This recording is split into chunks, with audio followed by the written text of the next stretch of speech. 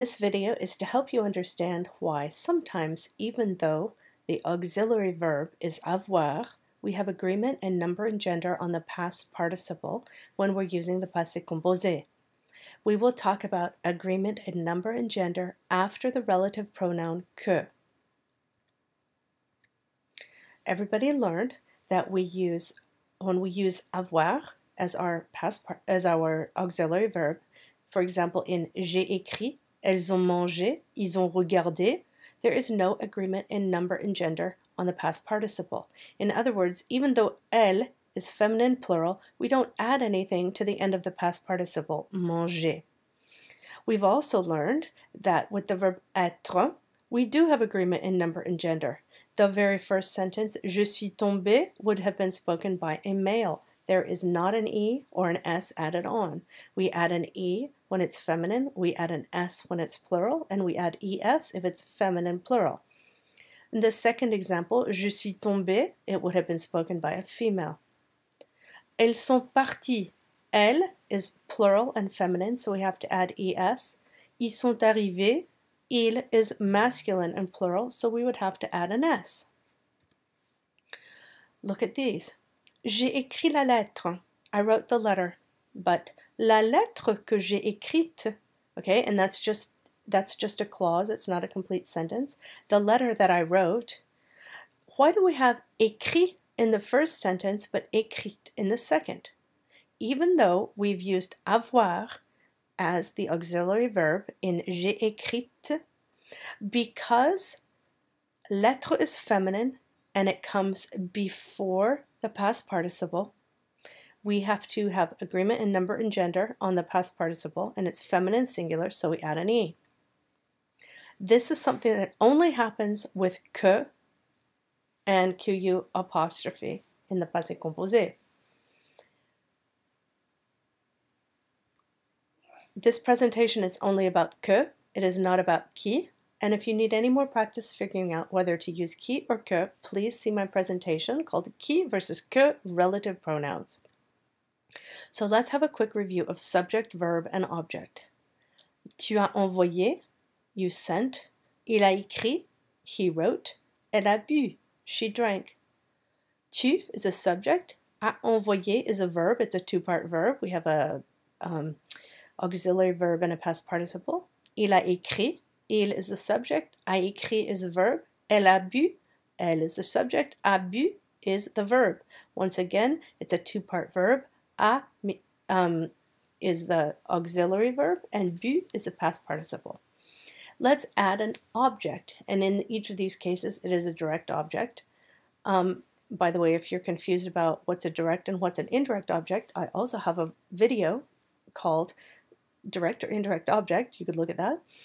So we have added a direct object. Tu as envoyé la lettre. You sent the letter. Il a écrit la lettre. He sent the letter.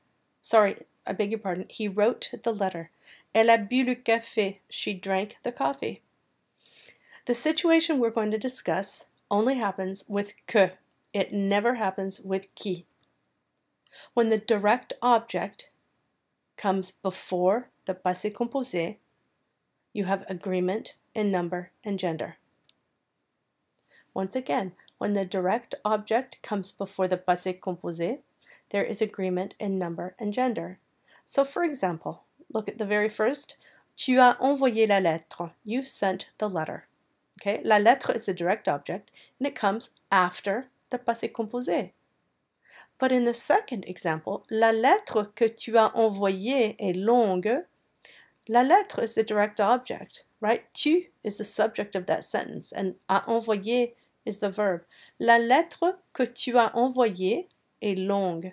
Because the direct object came before the passé composé, you have agreement in number and gender in the past participle. Now, you will notice that this structure really only occurs commonly when we are using que, and that's why it's taught in the chapter when students first learn relative pronouns qui and que. Once again, this only occurs with que, never with qui. So what if it was tu as écrit les lettres and it was plural? You wrote the letters. And then you have les lettres que tu as écrites sont stupides. The letters that you wrote are stupid. Okay? Les lettres is the direct object. It comes before the passé composé verb, so you will see agreement in number and gender on the past participle. Les lettres is feminine and it's plural, therefore we add an E and an S. Here's another example. Elle a bu le café. Le café qu'elle a bu n'était pas chaud. Well, café is masculine and it's singular here, so we didn't have to add anything. But there is still agreement in number and gender. It just happens to be masculine singular. What if there was more than one coffee? She drank a lot of coffee and she got really jittery. Les cafés qu'elle a bu n'étaient pas chauds. Well, les cafés, masculine, but it's plural, so we have to add an S. Les cafés qu'elle a bu n'étaient pas chauds. Did you notice that you really can't hear that I've added an S? Okay, before we go on, just French speakers distinguish between tea and herbal tea. Herbal tea they refer to as une tisane or une infusion. So this is helpful in this sort of situation because it instantly gives us something masculine like un thé and something feminine like une tisane to talk about. So you probably did remark that we could not hear agreement added to the past participle in those past participles that end in a vowel. Because when you add an E or an S after a vowel, you can't hear it. So let me read through the sentences in front of you. Le café qu'elle a bu, les cafés qu'elle a bu, la tisane qu'elle a bu, les tisanes qu'elle a bu. Well, bu, bu, bu, bu, they all sound alike. So do regarder, regarder, regarder, regarder, as do fini, fini, fini, fini. Okay, you're thinking, that's great. So when I'm talking, I don't even have to know because no one's going to hear it. Haha, unfortunately, that is not true. Because if your past participle ends in a consonant and you're making it feminine or feminine plural, we can hear the difference. So let's listen. Le bus qu'elle a pris, but la voiture qu'elle a prise. Les bus qu'elle a pris, les voitures qu'elle a prises. It's true, you can't hear the difference between the feminine singular and the feminine plural. So we have pris versus prise. Le devoir qu'il a fait, les devoirs qu'il a fait. Can't hear it. La musique qu'il a faite, les omelettes qu'il a faites. Definitely you can hear that feminine. La carte qu'il a faite, les cartes qu'il a faites. So once again we have fait versus faites. L'ouvrage qu'il a écrit, les ouvrages qu'il a écrits, la lettre qu'il a écrite, les lettres qu'il a écrites. Le mot que tu as dit, les mots que tu as dit, la vérité que tu as dite, les vérités que tu as dites. Here we have dit versus dites. So you can imagine in speaking, this is actually pretty important. You need to pay attention to verbs like prendre, comprendre, apprendre, dire, and écrire. Why? Well, because you'll see them commonly in testing situations, but that's a bad reason to tell you to pay attention. You should pay attention because those are verbs that students often forget the past participles to, and if they're lucky enough to remember the past participle, they forget that it sounds different when you've made it feminine or feminine plural. Let's have a look. We have prendre, pris or prise. Comprendre gives us compris or comprise. Apprendre gives us appris or apprise. Dire gives us dit or dite. Écrire gives us écrit or écrite. So why don't you practice? Push pause. Okay, so let's have a peek and see what happens. Push pause. Here are the answers.